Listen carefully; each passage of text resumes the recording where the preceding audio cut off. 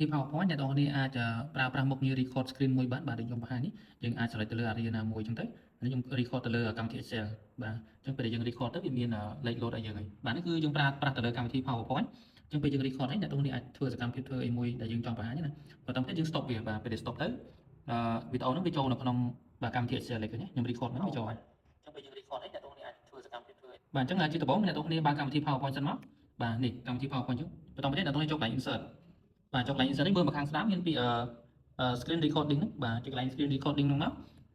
អ្នកនរគ្នាចាប់តាម record ទៅលើកម្មវិធីមកចង់ record លើកម្មវិធីណាបើកកម្មវិធីហ្នឹងទៅនេះខ្ញុំបើកលើ Excel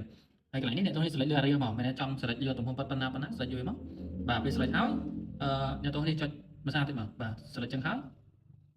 យើងចុច record មកបាទនេះមានពាក្យ record នៅខាងលើហ្នឹងបាទចុច record មកយើងវា load លេខឲ្យឃើញបាទអានេះកំពុងដើរហើយបាទអញ្ចឹងយើងអាចធ្វើអីបានដូចខ្ញុំធ្វើវីដេអូបរៀនសិនខ្ញុំធ្លាប់ប្រើដែរបន្តមកទៀតអ្នកនរគ្នាចង់ stop ក៏បានដែរនេះបាទថាយើង record ទេចង់ stop ទេ stop ទៅដល់ពេលចង់បន្តទៀតចុច record ភាសាទៀតទៅបាទអញ្ចឹងពេលដែលយើង record ហើយអស់អ្នកនរគ្នាក៏ចុច